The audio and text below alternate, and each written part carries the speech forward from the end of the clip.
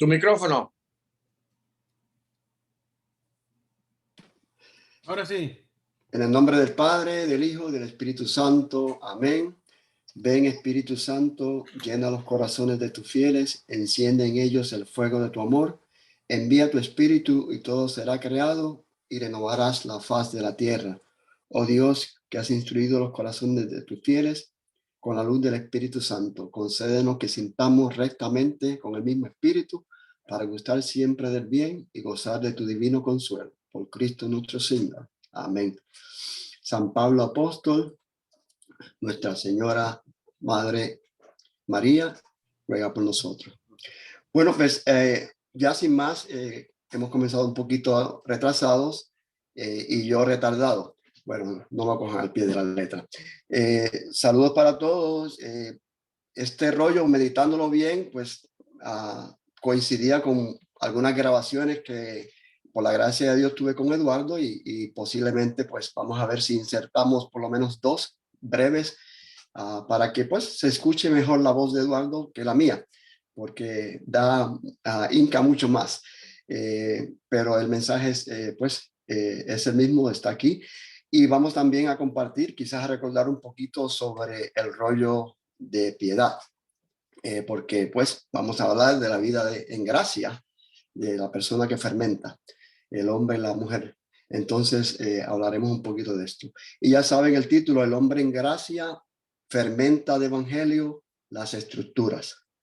Siguiendo lo de la revista Testimonio.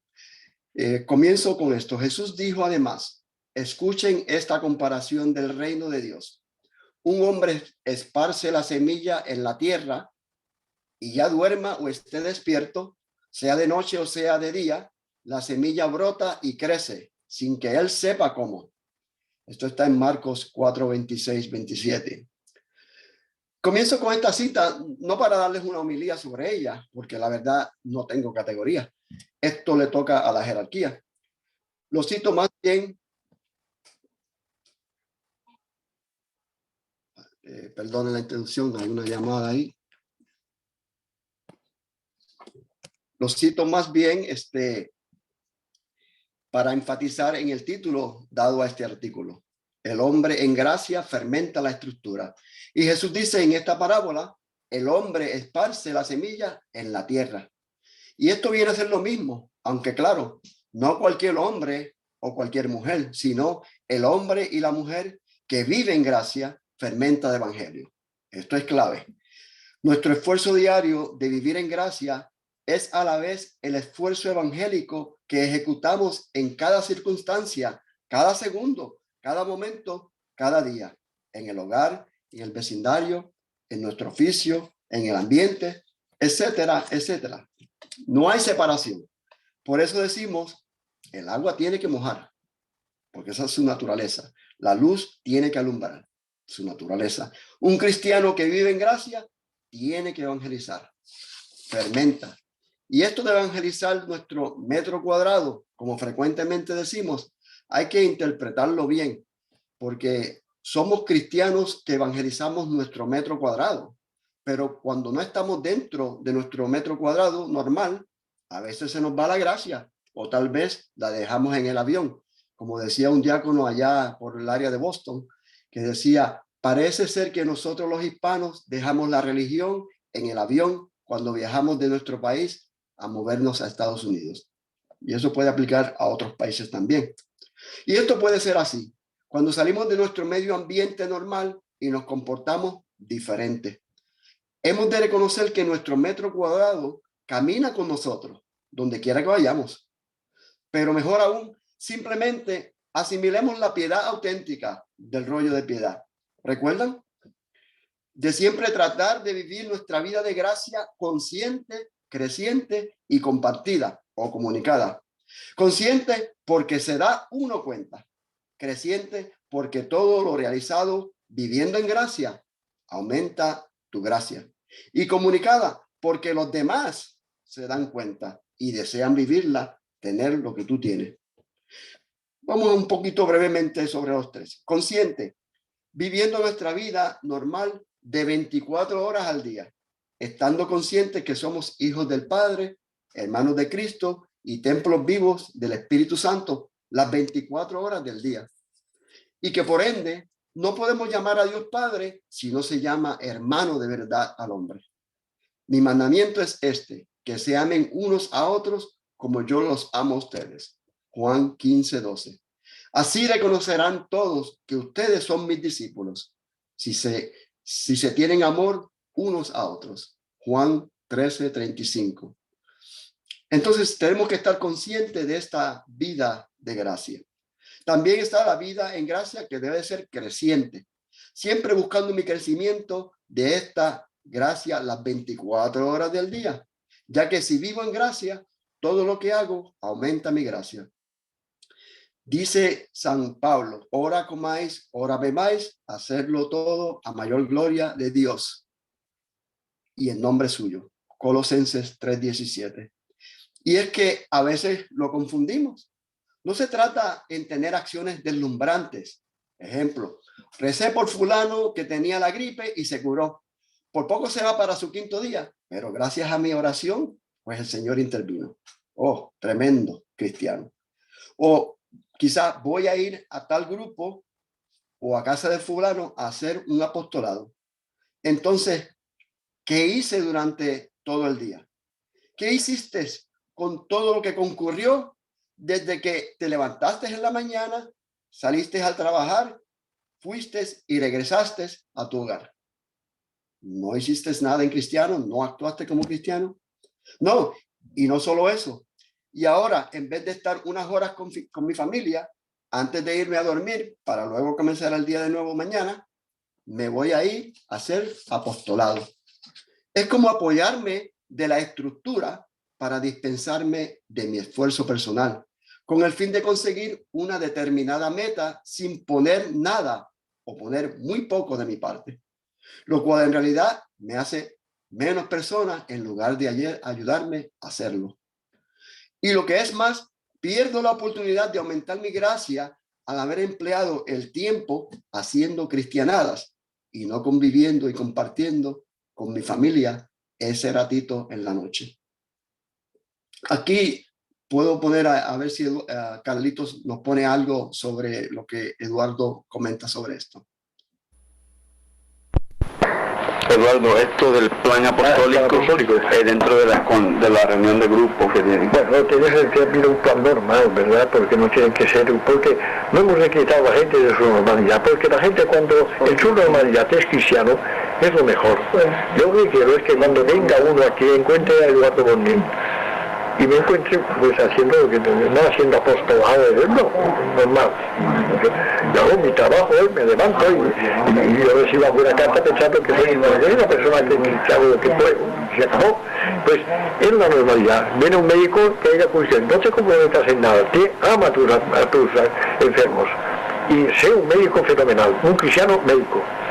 Y es un cristiano ahora fenomenal, ha cambiado la clínica de arriba abajo, siempre siendo cristiano.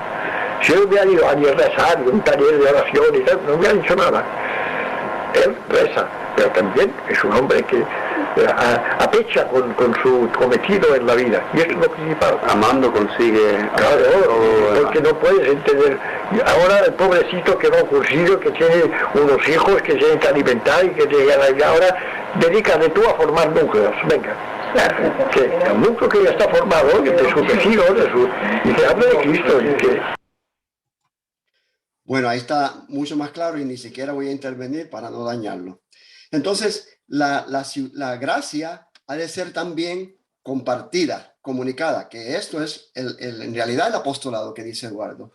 La comunico a todos y en todo durante las 24 horas, sí, hasta en nuestro sueño, aunque a veces caemos, sí, porque como humanos a cualquiera le sucede.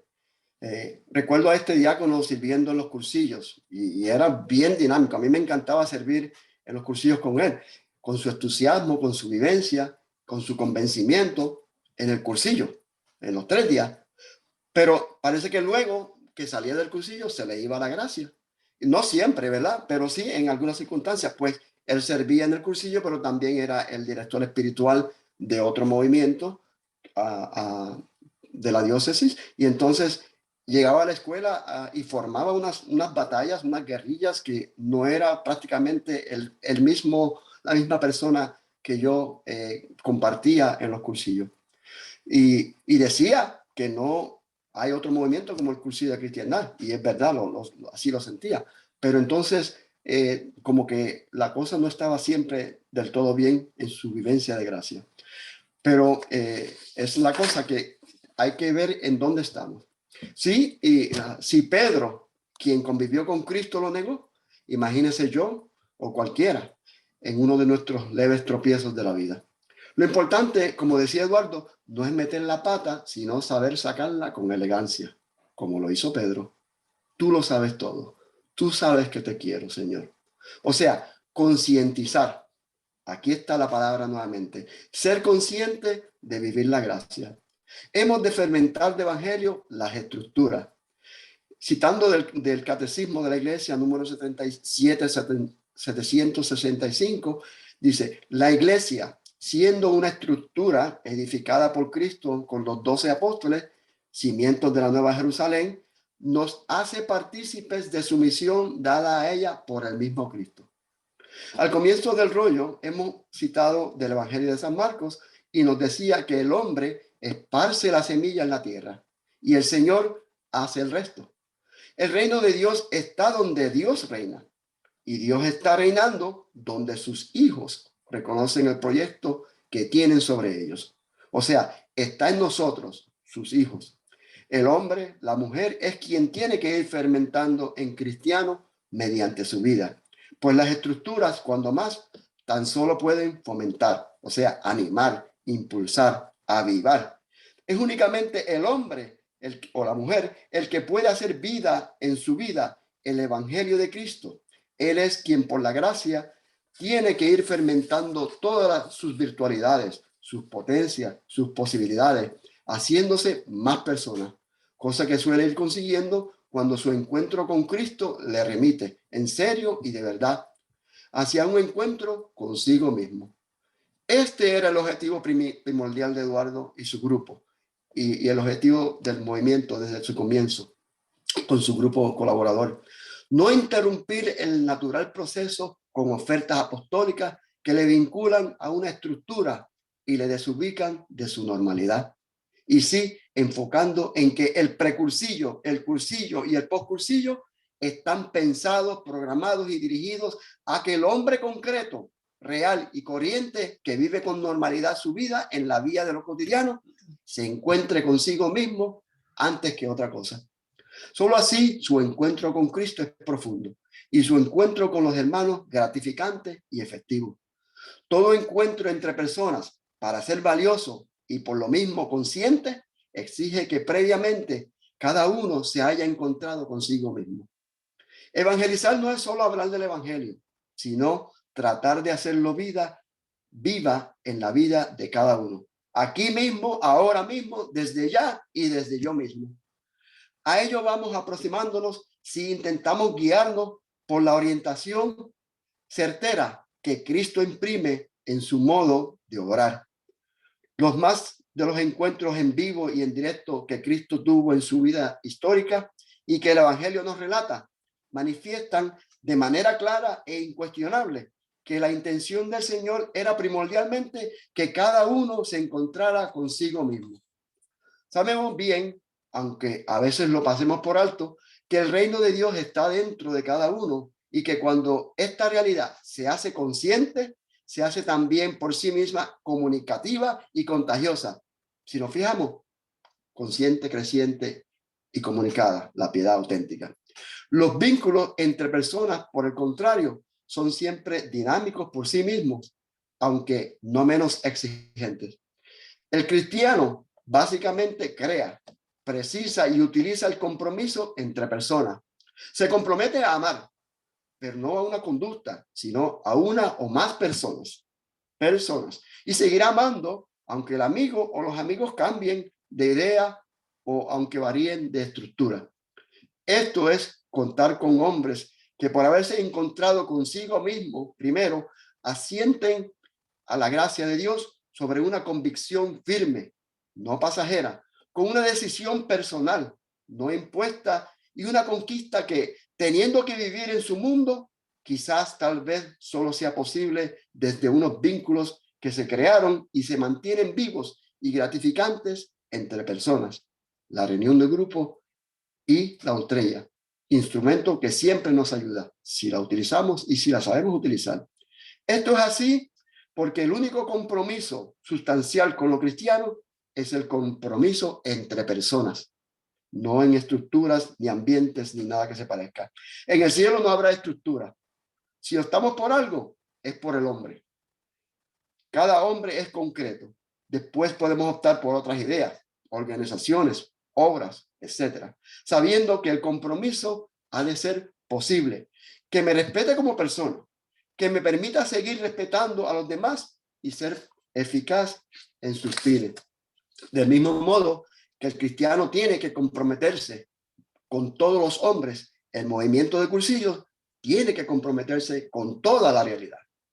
Las ultrellas, si no responden a la estructura real del mundo actual, si hay más ricos, más sabios, etcétera, que en la calle, evidencian que no estamos comprometidos con toda la realidad, sino solo y en exceso con alguna parte de ella. Los ambientes tienen un grado de fermentación, el clima, y un grado de vertebración, la adecuación de la estructura al clima. Todos pueden fermentar un ambiente, todos pueden desvertebrar un ambiente, pero no todos están llamados a vertebrarlo, porque no todos somos vértebras. Cuando alguien que no es el indicado se mete a vertebrador, o no incide, o desintegra su grupo, o deja manejar sin saberlo. Tengo un amigo aquí, recientemente se mudó para otro lugar dentro de la diócesis, pues perdió su reunión de grupo, pero quería hacer reunión de grupo con otro y se unió a una reunión de grupo que lo recibieron y compartía, pero ya uno de ellos lo echó de su grupo, entre comillas, 3 veces, no una vez. Y este hermano pues nos ayuda en el secretariado, no el que lo echó, al que echaron. Es una persona muy madura, que tiene carisma y tiene aguante. No se ha ido, está ahí todavía, siendo perseverante, en constancia, con convicción de que ahí es donde él tiene que buscar, buscándole la vuelta al otro. Entonces, a veces, desafortunadamente, esto sucede mucho en nuestros grupos y en nuestras ultrellas. Nos creemos jefes, por la razón que sea. Si soy más veterano, si yo estaba aquí primero que tú, o lo que sea. Cuando quien puede decide vertebrar, tiene siempre la tentación de encumbrarse, aprovecharse o limitarse a remover. Fermentar en cristiano no es hacer confesional un ambiente, sino hacerlo amistoso, hacer amigos en él, hacerlos amigos de Cristo y propiciar su vertebración interior primero cristiana. ¿Qué es vertebrar en cristiano? Bueno, Carlitos, a ver si puedes poner la grabación de Eduardo. En sí, fermentar, la palabra fermentar y la palabra vertebrar. Yo creo que hemos de buscar a todos para que fermenten. Hemos de buscar a las vertebras para que vertebren. Pero ¿quién vertebra fermenta? Ahora, ¿quién fermenta no vertebra? Porque a lo mejor esto será así, no se puede. Hombre, es aquel que cuando había el partido falangista decían, yo no sé si todos sinvergüenzas son falangistas, pero todos los falangistas se hacen sinvergüenzas. Bueno, ahí está nuevamente muy claro y yo para no dañarlo no voy a añadir nada más. Entonces, también esto me recuerda, esto de entrar en sí y de mirar quién soy, me recuerda este corto pero profundo artículo que leí, el cual se encuentra escrito en la lápida de la tumba de un obispo anglicano. Eso es lo que se dice. Y dice así: cuando yo era joven quería cambiar el mundo. Encontré que era muy difícil cambiar el mundo. Entonces traté de cambiar la nación. Cuando me di cuenta que no pude cambiar la nación, me propuse concentrarme en cambiar mi pueblo. Ya años más tarde, a una avanzada edad y no poder cambiar mi pueblo, traté de cambiar mi familia. Y ahora que estoy en mi lecho de muerte, me he dado cuenta que lo único que tengo que cambiar soy yo mismo. Y que si hubiera realizado esto cuando joven, hubiera impactado a mi familia y tal vez mi familia hubiera impactado nuestro pueblo, el impacto del pueblo hubiera cambiado la nación y ciertamente yo hubiera cambiado el mundo. Lo más esencial de todo, encontrarse con uno mismo. Ya hemos dicho que de esta táctica de empezar por uno mismo, el Evangelio nos da pruebas claras, certeras e incontroversibles en muchos episodios que en él se relatan. Desde Juan Bautista, el precursor, hasta el buen ladrón en el Calvario, sin olvidar la samaritana, Zaqueo, etcétera, etcétera, hasta los apóstoles después de Pentecostés, evidencian que lo que pretendía el Señor primordialmente era que cada uno de ellos se encontraran consigo mismo y que desde sí mismo y por sí mismo, a la luz de su palabra, tomara la decisión personal que quisiera. Ya sabemos lo que nos relata el Evangelio acerca de su relación y todo lo que ellos llegaron a hacer.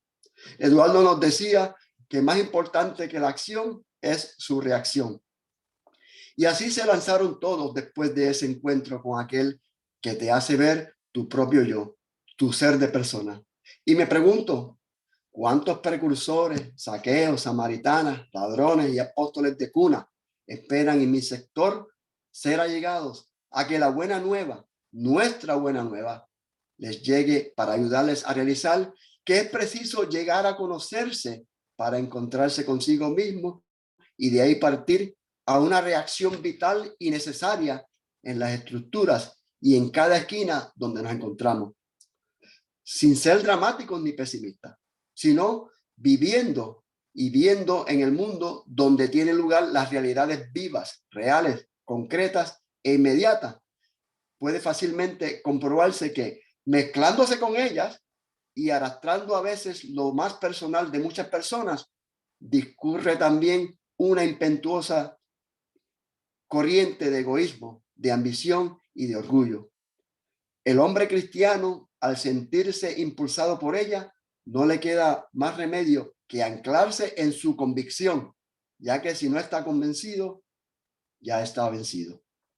Hoy, más que nunca, el ser humano va tomando más conciencia de las circunstancias que le envuelven y se da cuenta de que el mundo está dividido en el área social, en hombres y mujeres, blancos y de color, jóvenes y viejos, en el área cultural, en sabios e ignorantes, en cultos e incultos, en el área económica, en pobres y ricos, con trabajo y sin trabajo, etcétera, etcétera.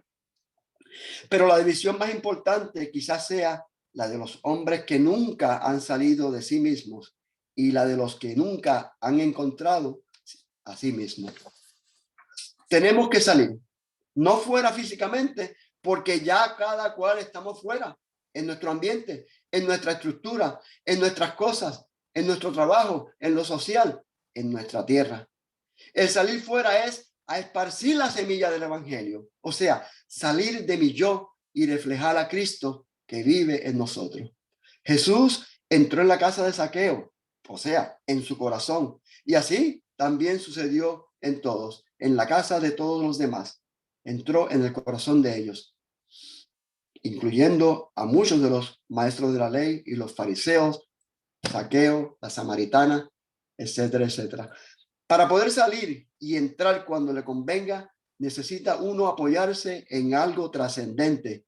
Y cuando la persona descubre que ese algo es alguien con A mayúscula, es Cristo, es el Señor que se percibe vivo, normal y cercano, potenciándole lo mejor de sí mismo e impulsándolo en dirección convergente hacia su plenitud humana y espiritual, cambia de perspectiva y va aprendiendo a valorar todo desde el valor que más vale.